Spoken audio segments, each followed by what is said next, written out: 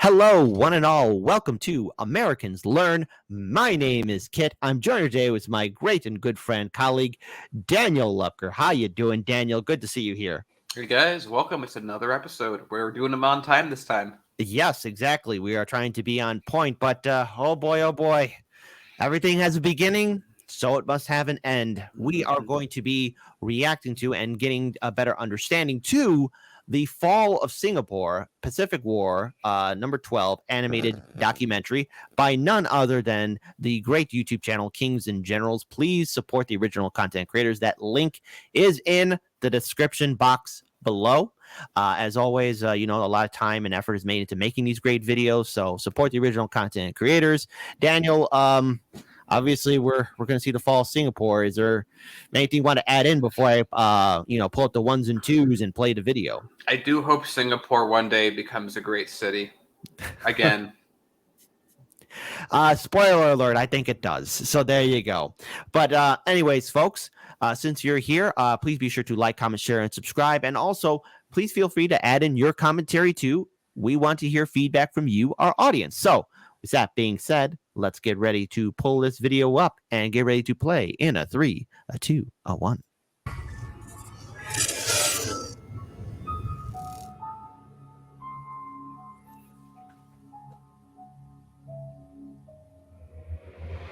Since the start of the Pacific War, we've been following one of the major theaters of the Japanese offensive, the Malayan Campaign. 2 weeks ago, the campaign came to its near end with the final retreat of the Allied soldiers towards the British fortress of Singapore. The Malayan Peninsula had been invaded back on December 8th, and the defense of the colony had shown a total lack of readiness on the side of the British government. Suffering defeat after defeat, and making a critical string of blunders, the Allied forces had rapidly been conceding territory, and only after 2 months since the invaders first landed at Kota Bharu, they had been thrown back to the island settlement, which had been transformed into a fortress. But the British would see that their belief that Singapore was an impregnable fortress was as much a lie as their idea that they could intimidate the Japanese by employing a small naval force in the Pacific. Now the campaign is finally coming to its end, Pause it right as there. the Japanese prepare to execute. Absolutely, my God. The British, let me just say it again, in the 1940s, I believe, if not 39, I don't know exactly what year we're in. Mm-hmm. The British thought in a modern gunpowder artillery age that fortresses were the thing. That and also antiquated technology. Let's face it, aerial combat was becoming the new weapon of choice for any military to have. And having aircraft carriers was the thing that you needed to outmaneuver your opponent. Now, Japan at the time, I believe, had 4 aircraft carriers, and the United States, there were 6 at the time, maybe 4. Correct me if I'm wrong, audience.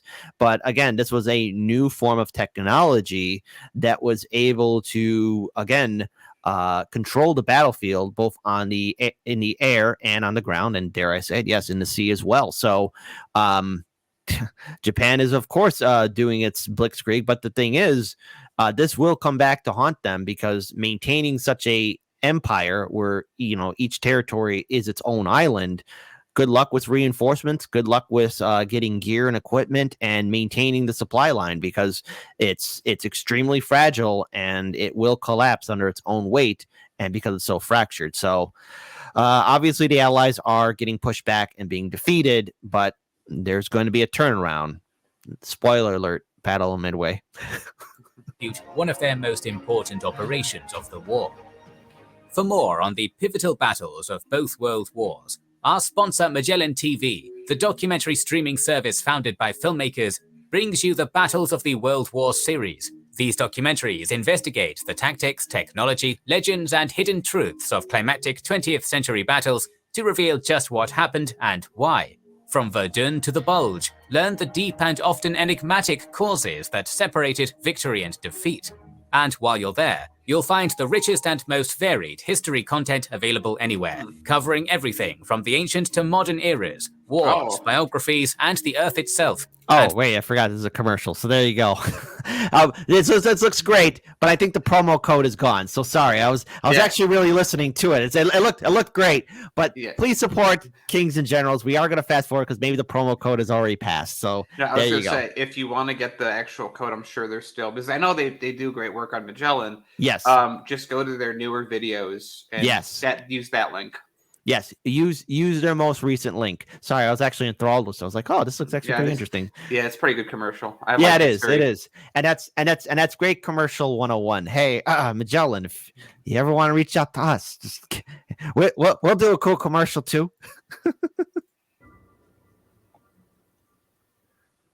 Back on the morning of January 31st, the last of the Allied units, the 2nd Battalion of the Argyll and Sutherland Highlanders, had crossed the Causeway Bridge into Singapore, with its two pipers playing a lament for an empire on which the sun was setting.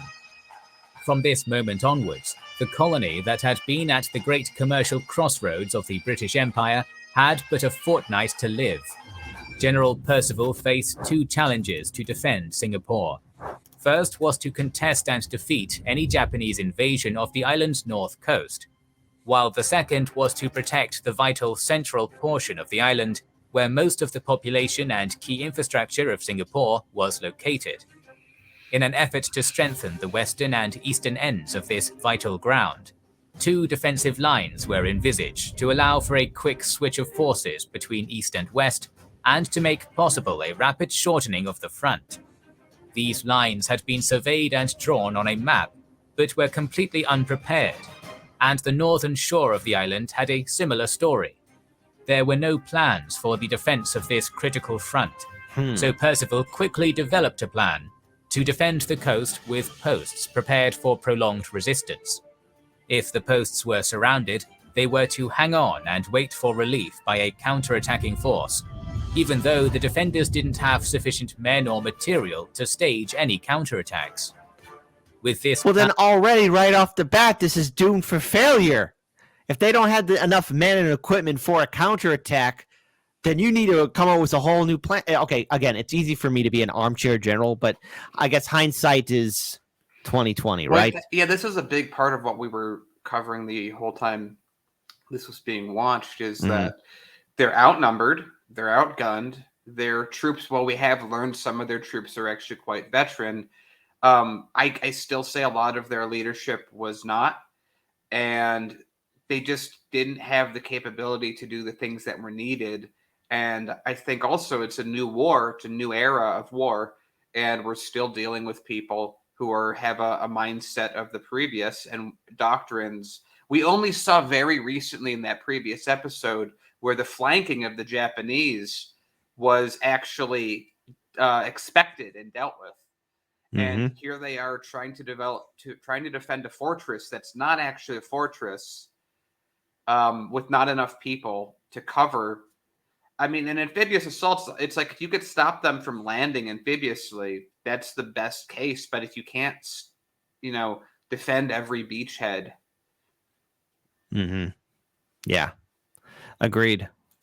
And in mind, Percival ordered the defense of Singapore in 4 areas, with the southern area of Major General Keith Simmons under the protection of the 1st and 2nd Malaya Brigades, the Straits Settlements Volunteer Force, and the Fortress Garrison Troops.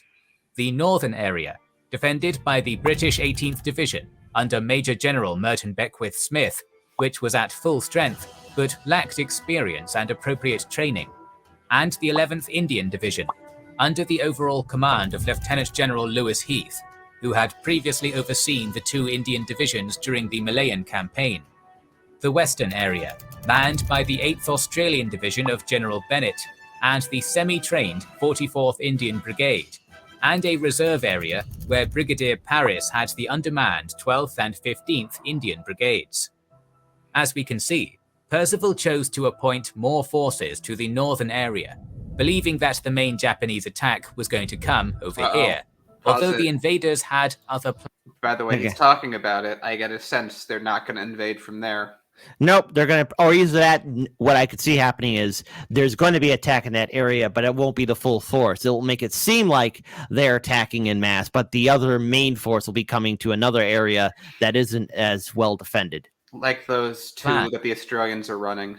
Yeah, possibly. We'll see. We'll see what happens.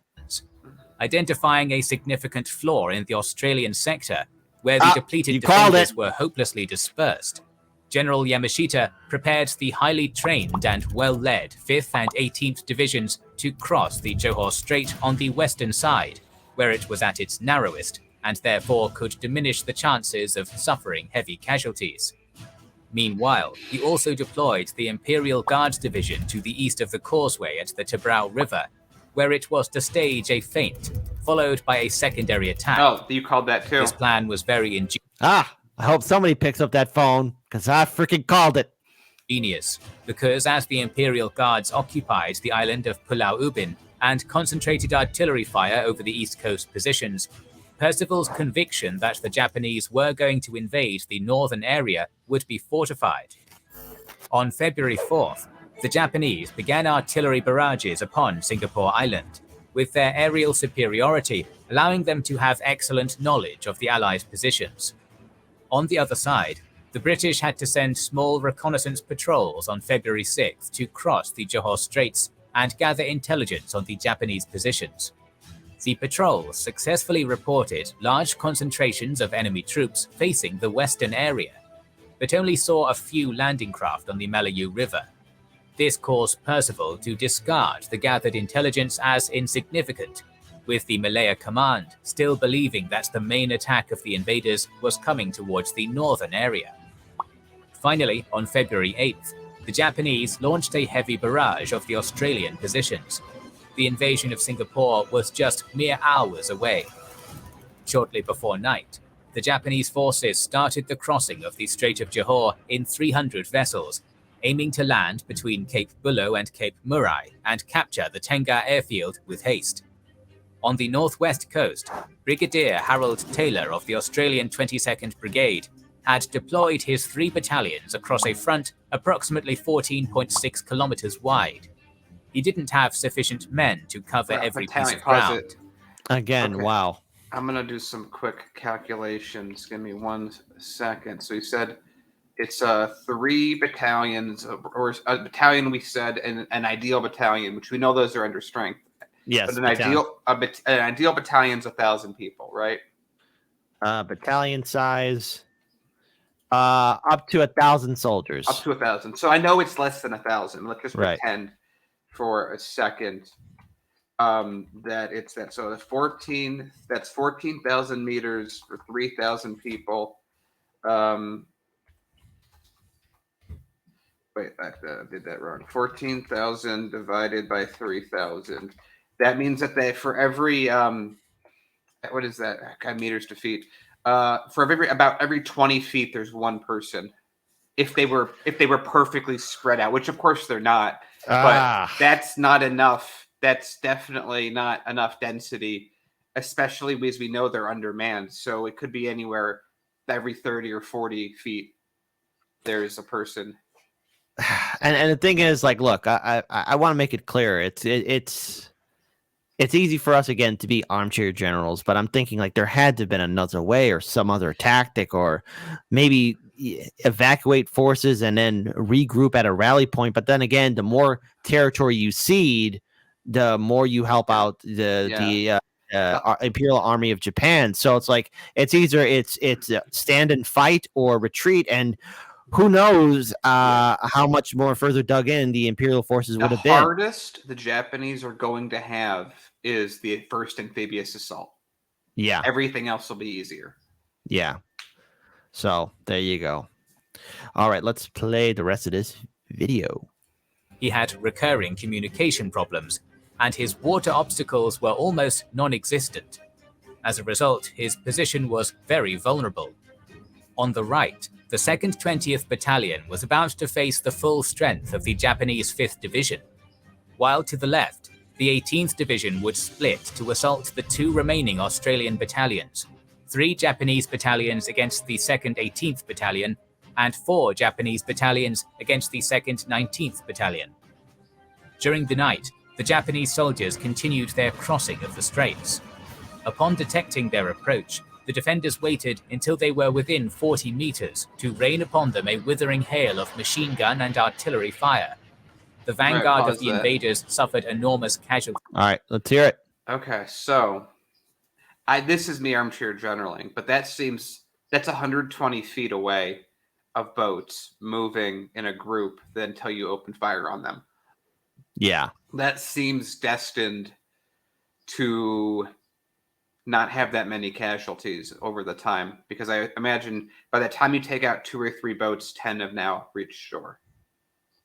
Unfortunately, yeah. So again, how under-equipped the Allied forces were at this time, it's shocking. But I understand why, because one, you have to take into account the decade prior, there was the Great Depression, and even going forward, there was the peace agreement after the First World War. Everyone wanted to decommission large battle fleets, military, because everyone vowed that such another war must never, ever happen again, and everyone agreed on it. and then on top of that, like, I'm sure until 10 years ago, British were like, who's going to attack us in the Pacific? There's no one there. Who or who's going to have the audacity to do so? And the thing is, Japan was modernizing at the time, and they didn't want to end up like what happened to China or any of the other mainland countries in Asia. A lot of these countries were isolationists at the time, from the Kingdom of Korea, China, back then, Japan under the Tokugawa shogunate until the Meiji Restoration. And we talked about them in the previous episodes.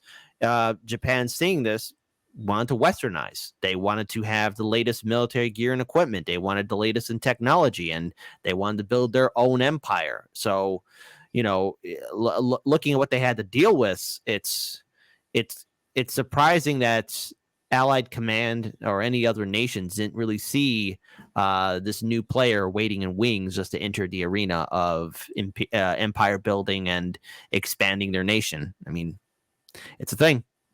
So there you go.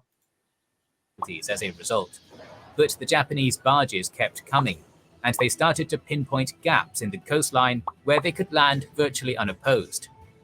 Soon, great concentrations of enemy soldiers began to outflank the scattered Australian machine gunners, forcing them to destroy their guns and retreat during the early hours. And what do we see? Another really, really powerful Japanese tactic that they always use, and it always works because they're always trained for it: fighting at night.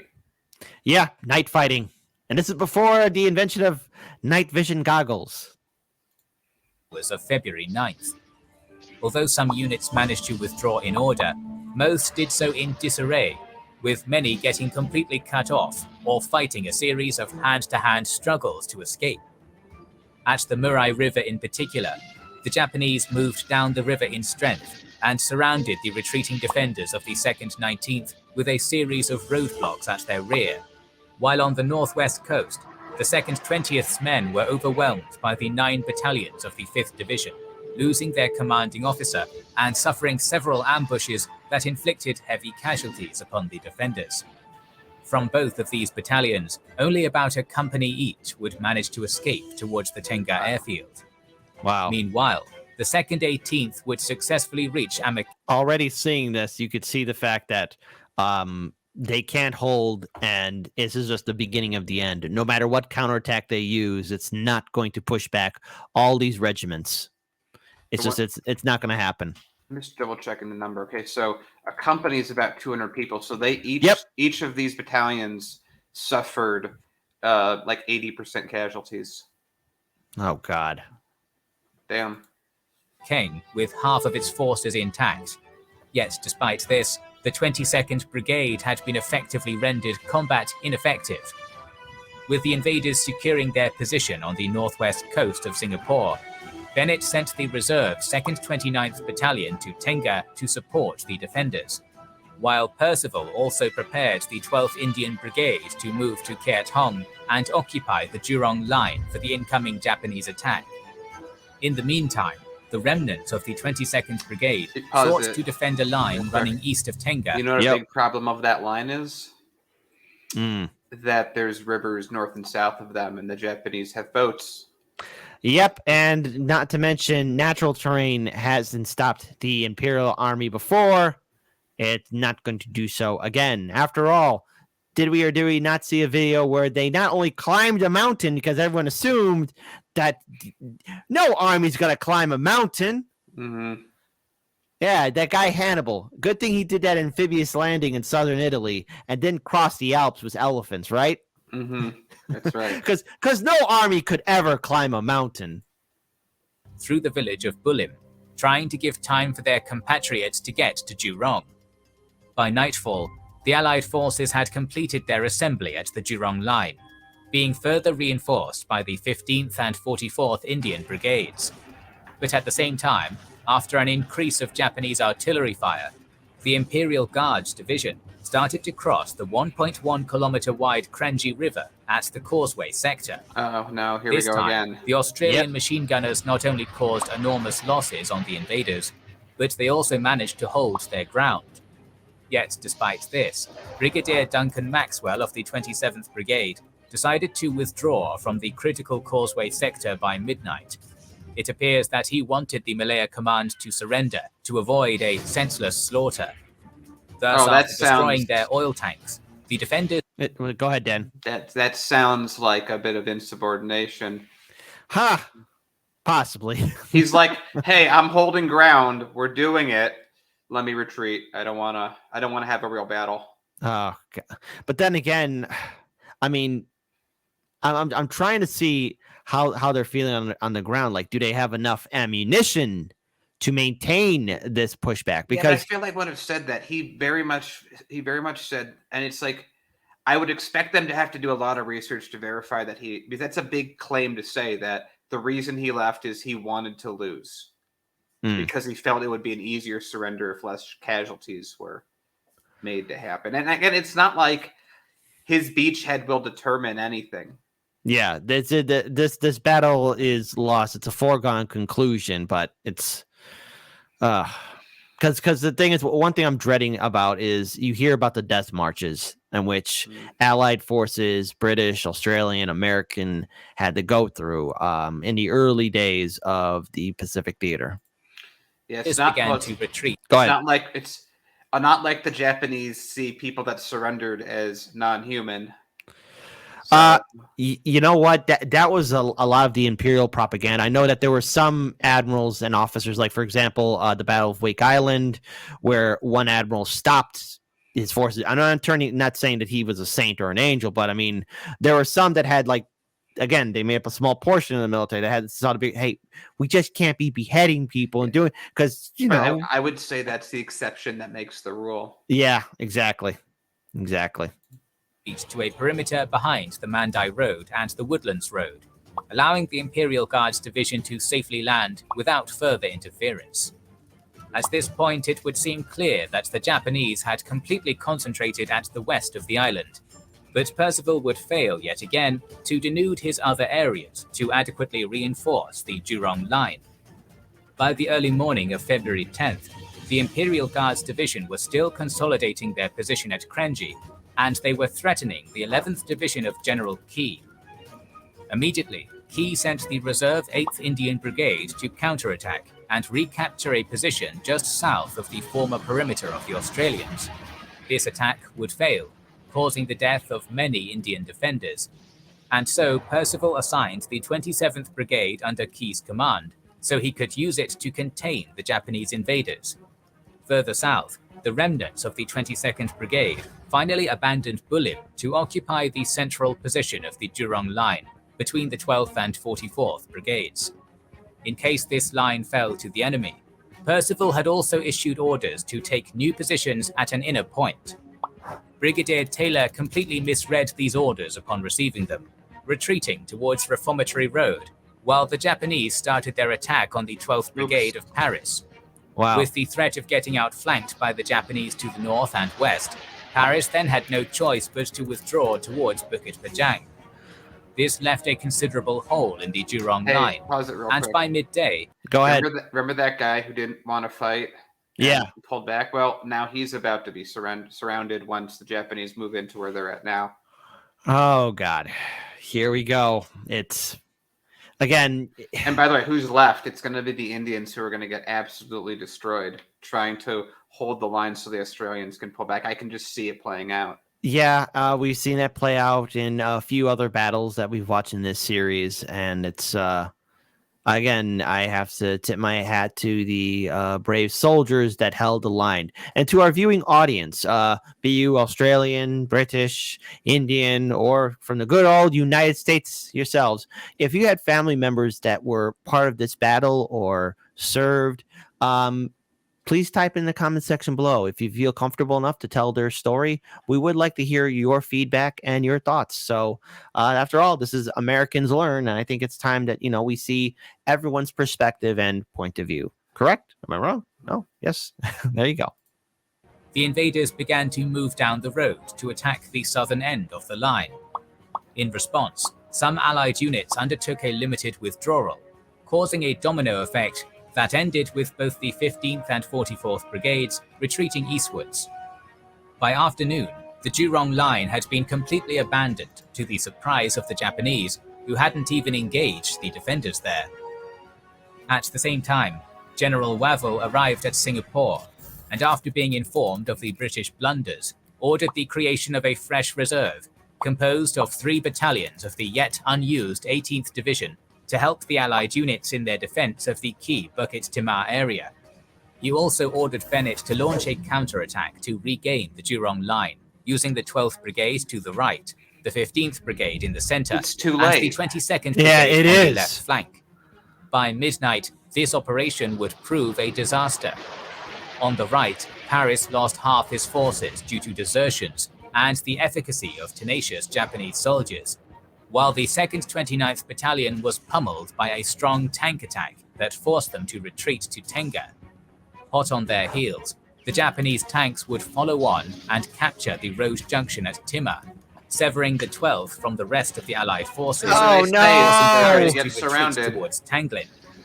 Meanwhile, the 15th and 22nd Brigade had made some progress, but they were to be cut off by the 5th Division, which was very close to taking Tenga. The defenders would then be subsequently decimated by the 18th Division in the early hours of February 11th, with few survivors escaping towards Pasir Panjang and Reformatory Road.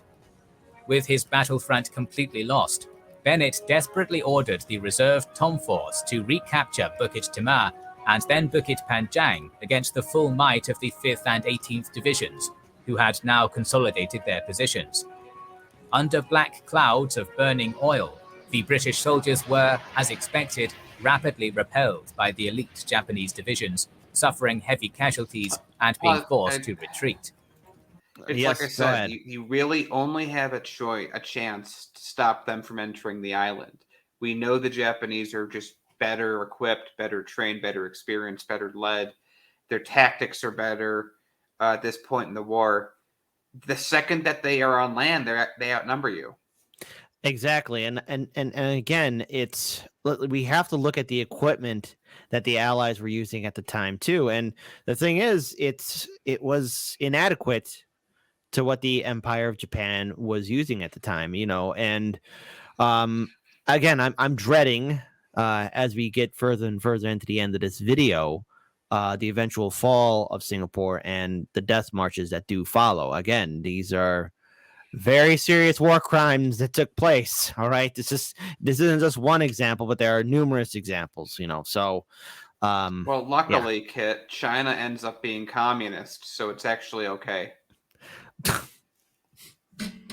Tell me I'm wrong. Bennett now only counted with the Tom Force at the racecourse, and with the 44th Brigade around Pasir Panjang, joined by the 1st Malaya Brigade, the remnants of the 22nd Brigade, and the 2nd Battalion of the Gordon Highlanders. While east of the racecourse, Percival ordered General Heath to organise the defence of Singapore town, who then established the Massey Force in a line that extended to Thompson Village. But to the north, Brigadier Maxwell yet again committed a terrible decision when he ordered his 27th Brigade to launch a counterattack Oh towards Bukit no! Panjang.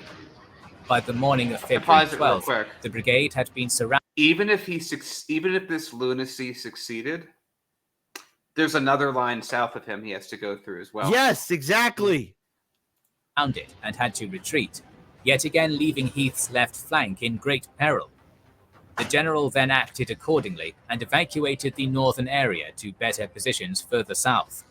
Yet the Imperial Guards Division rapidly attacked the 8th Brigade near Nesun and achieved a devastating victory. At the same time, the 5th Division started its assault over the racecourse, overcoming the defences of both the Tom Force and Massey Force and forcing them to retreat. With the threat of a Japanese breakthrough towards Singapore town, Percival finally ordered Bennett to establish new defensive positions at a line that stretched from Buena Vista to Tanglin Halt, and from there to the Bucket Tamar Farah Road junction, while Heath established his 18th Division on a line that went from this junction through Thompson Village towards the Woodley Crossroads, and his 11th Division from Woodley to the Paya Lebar airstrip. Lastly, the 2nd Malaya Brigade took positions between this airstrip and the Kallang airfield. This was to be the final defense of Singapore. As dawn broke on the morning of February 13th, the Allied soldiers' morale was unraveling, with no hope of avoiding Singapore's final demise. The new defensive perimeter lacked depth, look at that. both in numbers Those and... look like, it's British, my guess is, tell me if I'm wrong in the comments, this look like Liang fields. That's bolt action. The Japanese have artillery, tanks, machine guns, although their machine guns are the best. I don't know if they had that machine gun. It's still a machine gun. I mean, come on, bolt action. Comparatively, and they have the ability to actually attack. They are good at night, and they're fighting troops that are undermanned, undergunned, underled, under-equipped. They don't have it. They clearly don't have any anti-tank munitions, or they would have taken out at least one of those tanks, and they would have showed that. Yeah. And their strategy's bad. Yeah, I hear you. It's half the battles, half the positions, half the best positions they had, they abandoned. I only can imagine what it's like being a person on the ground there. If you're a soldier serving, and you've done everything you could to prevent the enemy from gaining more ground, but it's not enough, and here you are, the final line. It's like, okay, the guy to the left of me, the guy to the right of me, and me right in the center, we all might be dead.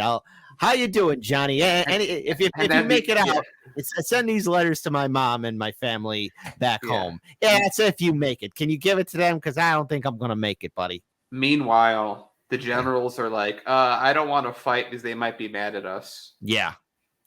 And equipment. The Allied units had suffered many desertions.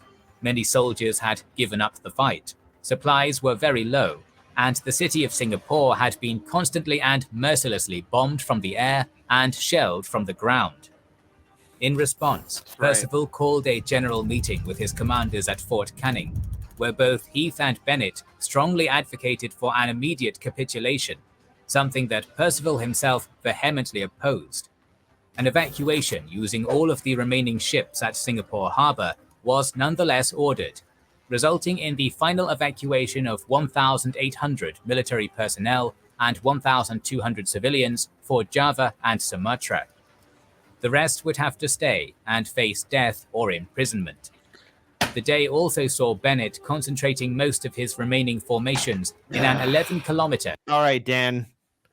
With knowing firsthand, what happens to prisoners, what would you rather face, death or imprisonment? If I knew I was going to make it through the war, imprisonment, but that's not likely. Yeah. So probably death. I also want to ask you a question. When they're about to do this big evacuation, do you think they're going to take the women of the area to be safe, or the European families that are there? Do you think they're going to take the Indian brigades or the British or Australian brigades?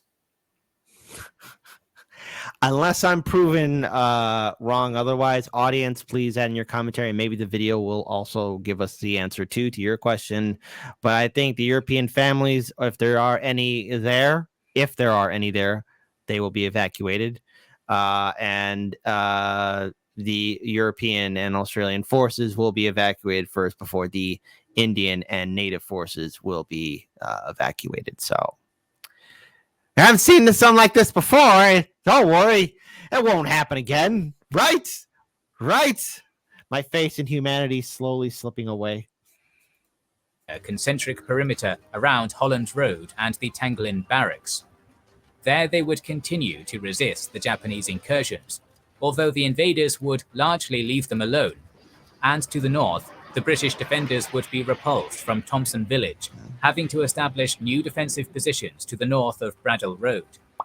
Meanwhile, the Japanese, ever closer to their final objective, concentrated their attack on the front held by the 1st Malaya Brigade around Pasir Panjang, penetrating their defensive line and forcing them to retreat to Buena Vista.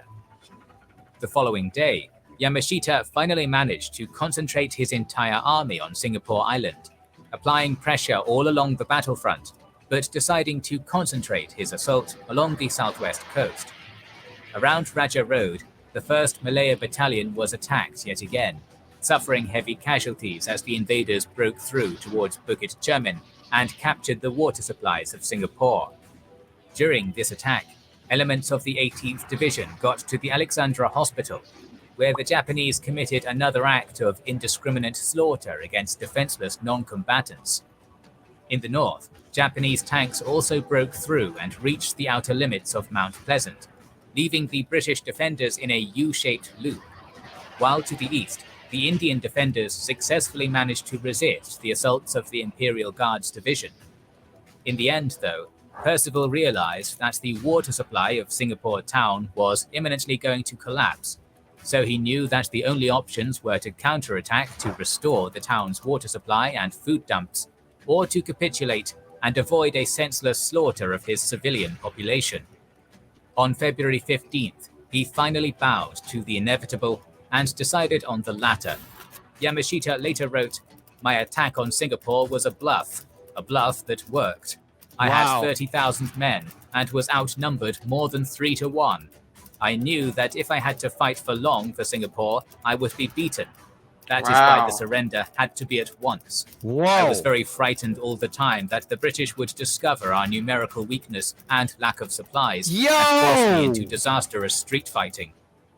In total, the British had suffered 138,700. Man, that guy must be great at playing poker.